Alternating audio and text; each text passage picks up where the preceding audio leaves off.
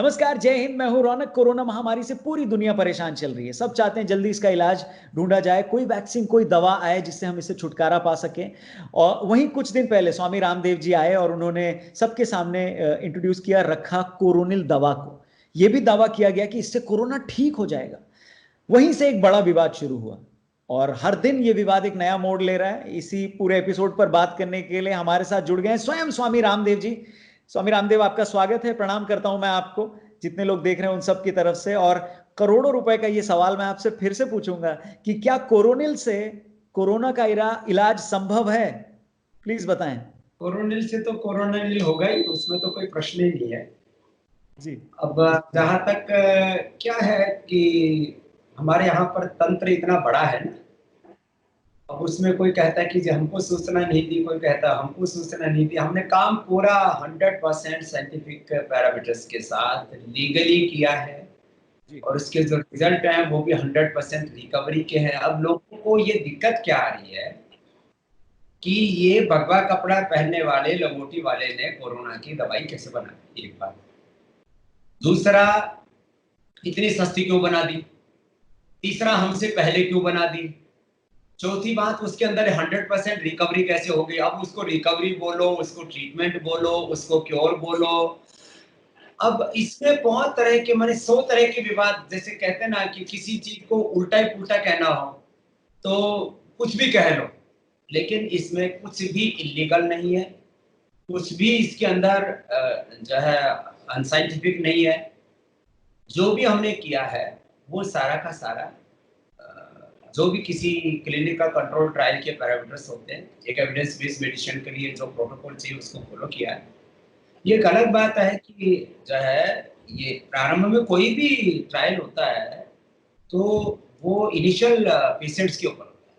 तो ये एसिम्प्टोमेटिक और मॉडरेट पेशेंट्स के ऊपर हुआ था, तो ये तो हमने उस दिन भी बोल दिया था। तो इसमें किसी भी तरह का कोई विवाद नहीं है। अब वो जो विवाद करने वाले हैं, भगवान उनको भी सद्बुद्धि दे और उनको भी कोरोना हो जाए तो कोरोनिल खा ले। जी, तो ये सरकार की तरफ से कुछ सवाल आ रहे थे आपके तरफ और आयुष मंत्रालय के लिए की तरफ से स्पेशली कि शायद कोई कम्युनिकेशन गैप था, तो वो सब रिजॉल्व हो गया है अभी? अब 100% रिजॉल्व हो गया है और सारे अप्रूवल लेकर के हमने ये सब किया था। अब हम इसको विवाद को बढ़ाना नहीं चाहते। यद्यपि आयुष मंत्रालय को भी हमने पहले सूचित कर रखा था, मुझे उस दिन पता नहीं था, तो मैं उसका उस दिन, क्योंकि अब सारी इंफॉर्मेशन तो मैं तो गैदर नहीं करता। मैंने पूछा, भाई तुमने जब इतना बड़ा काम किया तो सूचना क्यों नहीं दी? बोले, जब हम दे तो रखी थी, अब क्या करें, कह रहे हैं तो दोबारा दे देते हैं। स्वामी जी, क्या आपको इसका आभास था, अंदाजा था कि इतना बड़ा विवाद हो जाएगा जब आप कोरोनिल की बात करेंगे, यानी कोरोना की दवा की बात करेंगे? तो अंदाजा था आपको इसका? दुनिया चल रही है माफियाबाजी से। अब हम ज्यादा बोलेंगे तो और कोई बखेड़ा हो जाएगा। कुछ पॉलिटिकल माफिया है, कुछ दवा माफिया है, कुछ कॉर्पोरेट माफिया है, कुछ मीडिया माफिया है। उसमें तुम नहीं हो रौनक। तो हम तो कुछ भी बोलते हैं तो उसके पीछे ही एक लाइन शुरू हो जाती है। मैं हर लाइन विवादित बोल सकता हूँ और विवादित मतलब उसके पीछे बखेड़ा खड़ा हो सकता है, लेकिन जैसे मैंने बोला ना, उसके पीछे कोई हमारी खराब मंशा नहीं। अब इन सबको यूँ लगता है ये रामदेव एक अनपढ़ माँ बाप के घर से पैदा होकर के गाय भैंस भेड़ बकरियां चराने वाला, ये कैसे आ गया हमारे सिर के ऊपर है? मैं किसके सिर पर नहीं बैठा, मैं जमीन पे बैठा हूँ, मुझे बैठने तो दो। मैं किसी के सिर पे बैठ रहा हूँ? मैं किसी की जमीन ले रहा हूँ? लोगों का जमीन हिला पड़ा है। अपना मैं भी तो इस अस्तित्व का एक व्यक्ति हूँ। मैं भी मैं I am a citizen of India. मैं भारत का एक नागरिक हूँ। तो मैं अपना कानून के दायरे में रह के काम करता हूँ और साइंटिफिक टेम्परामेंट से काम करता हूँ। अब किसी को मेरे कपड़ों से तकलीफ है, किसी को मेरे वस्त्र से, किसी को मेरे चरित्र से, किसी को मेरी आइडियोलॉजी से, किसी को मेरे बालों से तकलीफ है, किसी को मेरे गालों से तकलीफ है। क्या करूं मैं, बताओ? ये कि ये स्वामी रामदेव बुढ़ा क्यों नहीं होता है? तुम्हारा क्या बिगाड़ रखा? तो सब लोग बहुत बहुत तरह की बातें हैं, इसमें कुछ नहीं जाते। बस मैं तो इतना ही कहता हूँ, सुनाए गम की किसी कहानी, हमें तो अपने सता रहे। एक भजन है लंबा चौड़ा, बाद में कभी सुनाई नहीं, थोड़ा समय कम है। हाँ स्वामी जी, आपको लगता है लोग आपसे सवाल कम पूछते हैं और आप पे इल्जाम ज्यादा लगाते हैं? लगाने हम तो बचपन में जब गुरुकुल में आ गए थे ना, तभी हम पर इल्जाम लगाते थे, और इल्जाम लगाने तो क्या फर्क पड़ता है, तो हमको भी आदत हो गई है, हम गाली प्रूफ हो गए। जी। आयुर्वेद इस विज्ञान को पूरी दुनिया में कैसे जल्दी पहुंचाया जाए, क्योंकि आपका इसमें बहुत अहम रोल होगा। करीब आपको 500 लगता है? साइंटिस्ट हैं हमारे पास में रोल, और जी। पूरा दिन पुरुषार्थ कर रहे हैं। अभी तो एक कोरोना का वाला बम फेंका है, तो सब जो है सारे जीव जंतु मरने लगे। कोरोना से बहुत से जीव जंतु मर रहे हैं। जी। तो अभी तो हमने बीपी की, शुगर की, थायराइड की, कोलेस्ट्रॉल की, लिवर की, किडनी की, हार्ट की, कैंसर की, सब दवाइयां बना रखी है, एक एक करके फेंकते जाएंगे। जी। तो जी। ये एविडेंस बेस्ड मेडिसिन के तौर पर ही हम इसको लेकर के जाएंगे, और उसके लिए पूरा इंफ्रास्ट्रक्चर। पहले तो मेरे पास पैसे नहीं थे, देखो साधन नहीं थे, अब साधन बन गए, सैकड़ों करोड़ रुपए कम से जो है, मतलब पूरा टोटल इंफ्रास्ट्रक्चर हमारा आज करीब 10,000 करोड़ रुपए का इंफ्रास्ट्रक्चर है हमारे पास। अब पहले जी। हमारे पास था नहीं, तो पहले तो हमको ये दुत्कारते थे कि झोपड़ी में रहने वाले रिसर्च क्या करेंगे, भीख मांगने वाले। अब हमारे पास में इंफ्रास्ट्रक्चर हो गया, साइंटिस्ट हो गए, सब कुछ हो गया, तो अब यूँ कहते हैं कि ये कैसे कर सकते हैं? अरे भाई तुम मतलब कहीं तो बाहर आओ, दूसरों को भी थोड़ा कुछ जी लेने दो, कुछ कर लेने दो। हम बुरा क्या कर रहे हैं? एक फकीर आदमी जो जमीन पर सोता है, सुबह से शाम तक लोगों का भला करता है, उसके पीछे पड़े सब हाथ धो करके। जी। स्वामी जी, जैसे योग को एजुकेशन सिस्टम में डालने की बात हो रही थी, उसको उसका हिस्सा बनाने की बात हो रही थी, आपको लगता है आयुर्वेद को भी उसका हिस्सा बनाना चाहिए, बचपन से ही बच्चों को इस बारे में बताना चाहिए? जरूर होना चाहिए, क्यों नहीं होगा, और इसके लिए आंदोलन भी करना पड़ेगा, तो हम करेंगे, और योग आयुर्वेद को चिकित्सा का हिस्सा बनवाएंगे, और ये काम होगा रौनक, ये भी मैं बता दे रहा हूँ। अब इसमें भी बहुत होंगे मिर्ची लगेगी, लगने क्या। जी, क्योंकि जो आज का यूथ है, जो यंग जनरेशन है, उनके हिसाब से ये काफ़ी अनसाइंटिफिक और अनप्रोडक्टिव साइंस है। तो ये इमेज बदलने की ज़रूरत है, ये कैसे बदली जाएगी? स्वामी रामदेव कहता, कहाँ से अनसाइंटिफिक है बताओ? मैं योग की, आयुर्वेद की, धर्म की, अध्यात्म की, संस्कृति की, प्रकृति की, बिजनेस की, पॉलिटिक्स की, किसी भी एस्पेक्ट की, मीडिया की, कोई भी मैं बात करता हूँ, तो कहाँ से अनसाइंटिफिक बात करता हूँ? सब नॉनसेंस है, जो बोलते बकवास करते रहते हैं। दरअसल कुछ लोगों ने लबादा ओढ़ रखा है, उन्होंने ठेकेदारी ले रखी है। जैसे पहले धर्म की ठेकेदारी कुछ लोगों ने ले रखी थी ना, ऐसे विज्ञान ठेकेदारी ले रखी है कुछ लोगों ने, इनकी ऐसी तैसी करनी है सबकी। सो जो डिग्रीज होती हैं स्वामी जी, जो क्या कहते हैं बैचलर्स ऑफ आयुर्वेदिक और मास्टर्स ऑफ आयुर्वेदिक, आपको लगता है इसमें थोड़ी इंप्रूवमेंट की भी जरूरत है? कोई सजेशंस आपके इसमें?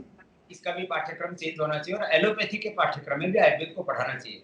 वो एक तरफा लेकर के आयुर्वेद के दुश्मनों की तरफ बिहेवियर करते हैं। तुम्हारे बाप दादा की साइंस है, तुम यहाँ मतलब कहीं तुम ब्रिटेन से, अमेरिका से तो पैदा नहीं किया हो गया, या अपने पूर्वजों की ज्ञान परंपरा पर सब गौरव करते हैं, और वो साइंटिफिक है। वो अनसाइंटिफिक होती है तो मैं बात नहीं करता। तो ये काम होगा, अभी कई दिशाओं से लगना पड़ेगा। मैंने कहा ना, चारों तरफ से शत्रु घात लगाए बैठे हैं, अब एक एक करके इनको पटकनी देंगे। तो आम जनता से आप क्या क्या अपील करना चाहेंगे, जो आपको जानती है? क्योंकि मैंने जब उनसे ये कहा कि मैं स्वामी जी से शायद पर्सनली मिलके वन ऑन वन भी इंटरव्यू करूंगा, तो उन्होंने मुझसे ये कहा कि 4-5 डब्बे लेते आना वहां से दवा के। तो आम आदमी तो यही कह रहा है, तो आप उनके लिए क्या कहना चाहेंगे? आम आदमी को मुझसे कोई तकलीफ ही नहीं है, और मैंने उसकी तकलीफें दूर करने का काम किया, तो आम आदमी को मेरे से कैसे शिकायत हो सकती है? ये तकलीफ तथा कथित सो कोल्ड इन जो है खास लोगों को हो रही है, इनके सबके तंबू उखड़ रहे हैं। तो बात ये है, अभी इसमें मैं एक ही बात कहूंगा, आम आदमी आधा घंटा सुबह एक्सरसाइज जो मैं बताता हूँ, सूर्य नमस्कार, दंड बैठक, कसरत, प्राणायाम, सब आधा घंटा कर ले, एक बार सुबह पसीना बहा ले। अब ना उसको बीपी होगा, ना शुगर, ना थायराइड, ना एसएलई, ना वैसे, ना ऑटोइम्यून डिजीज, कैंसर, ना उसका बाप होगा, ना उसका कोरोना होगा, कुछ नहीं। सुबह आधा घंटा पसीना बहाओ, और इन सारी लुटेरों से अपने आप को बचाओ। ये सब लुटेरे बैठे हुए बदमाश कहीं के, शातिर, धूल। अब इनकी और ज्यादा बोलूंगा तो फिर और टिप्पणी हो जाएगी, स्वामी रामदेव ने साधु होकर के हमको गाली दी। मैं इनको गाली नहीं दे रहा, इनको आशीर्वाद दे रहा हूँ। चलो हाँ, अगली बात कर। आत्मनिर्भर भारत को लेकर आपका क्या विचार है? आपको लगता है जल्दी इस दिशा में कुछ बड़ा करेंगे स्वामी रामदेव और मार्गदर्शन करेंगे लोगों को? अभी भी कर रहे हैं, आगे भी करेंगे, लेकिन लोगों को मैं जो अभी हूँ वही हजम नहीं हो रहा कि ये 25,000 करोड़ की कंपनी पतंजलि विश्वसया कैसे खड़े हो गए। अरे तेरे बाप के घर से डाका डाल करके लेकर के आए, हम अपनी मेहनत से काम कर रहे हैं, देश के लिए काम कर रहे हैं, और जो कमा रहे हैं उसको सैलरी में लगा रहे हैं। अब लोगों को हजम नहीं हो रहा, लेकिन फिर भी हम करीब आने वाले 5 सालों में कोशिश होगी हमारी कि करीब ये 1 लाख करोड़ का ये पूरा का पूरा स्वदेशी का एक साम्राज्य खड़ा, और लोग इससे प्रेरणा लेकर लोग प्रेरणा लेकर के पतंजलि की तरह 100 लोग खड़े हो गए तो 16 करोड़ की जीडीपी बढ़ जाएगी। चाइना का कोई पटक नहीं दे देंगे। और एमएनसी जो यूनिलीवर से लेकर के अब तक करीब 1000 लाख करोड़ लूट करके गई, अभी लूट बंद हो जाएगी। इसमें कुछ लोगों को साहस करना पड़ेगा, थोड़ा तो एक बार रिस्क लेना पड़ता है। जी, आपके इस मिशन के साथ लोग कैसे जुड़ सकते हैं?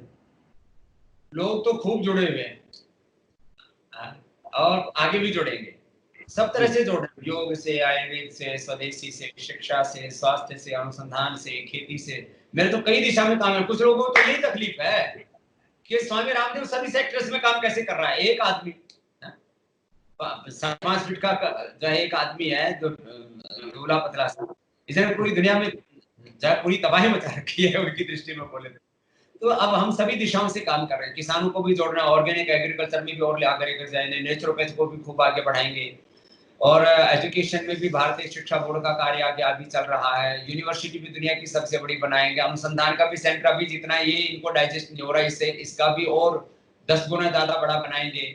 ऐसे ही सब तरह से, सब दिशाओं से माने अच्छे नागरिक भी बनाएंगे, अच्छे आईएएस आईपीएस भी बनाएंगे, अच्छे नेता भी बनाएंगे, अच्छे मीडिया वाले भी बनाएंगे, विधायिका, कार्यपालिका, न्यायपालिका, खबरपालिका में अच्छे लीडरशिप आए, स्पिरिचुअल लीडरशिप आए। तो मैं सभी दिशाओं से लगा पड़ा हूँ और मानूंगा नहीं, मैं रुकूंगा नहीं, मैं चाहे लाख कोशिश कर लें। और मैं कम से कम 50 साल और जीने वाला हूँ। रौनक, तुम तो अभी हमारे अभी लगभग तुम हमारी आधी उम्र के हो, तो तुम्हारे सामने तुम्हारा बाबा सफेद दाढ़ी वाला होकर के 100 साल का होकर के जाएगा और बहुत कुछ तो सारे सपने वो पूरे होंगे, चिंता मत कर। बहुत बहुत धन्यवाद स्वामी रामदेव जी, हमसे बात करने के लिए अपना कीमती वक्त निकाल के। आपके और आपकी टीम को मैं बधाई देना चाहूंगा और थैंक यू बोलना चाहूंगा कि आप लोगों ने कड़ी मेहनत से कोरोनिल को लोगों के सामने रखा। थोड़ा विवाद है, उम्मीद करता हूं ये विवाद जल्दी सुलझेगा और कोरोनिल एक जबरदस्त दवा बनकर दुनिया के सामने आएगी। और वहीं दूसरी तरफ मैं लोगों से भी ये पूछना चाहूंगा कि सरकार तो अपना काम कर रही है, बाबा रामदेव जी की टीम भी अपना काम कर रही है, हम और आप क्या कर रहे हैं? हम सबकी भी जिम्मेदारी बनती है कि अगर कहीं भी उम्मीद की एक छोटी सी पॉजिटिव किरण दिखाई दे तो उसकी सराहना करें, और ऐसा ना करें कि जितने लोगों की, बड़े बहुत ज़्यादा लोगों की इसमें मेहनत लगी होगी, उनको हताश ना करें कुछ ऐसा कहकर या कुछ ऐसा लिखकर, क्योंकि वो सब भी हमारी भलाई के लिए ही सोच रहे हैं और हर कोई हमारी भलाई के लिए सोच रहा है, चाहे इस देश में हो चाहे बाहर कोई भी हो। सो कहीं से भी कुछ पॉजिटिव आए तो प्लीज़ उसको अप्रिशिएट करें। बाकी आप लोग स्वस्थ रहें, यही कामना करूंगा मैं। ये वीडियो कैसी लगी आपको कमेंट करके जरूर बताइएगा। कहीं आपके अगल बगल कोई कोरोना वॉरियर ऐसे काम कर रहा है तो उसके बारे में भी जरूर मेंशन करिएगा। हमारा चैनल भी जरूर सब्सक्राइब करिएगा। अपना ख्याल रखें, जल्दी मुलाकात होती है आपसे। जय हिंद, वंदे मातरम।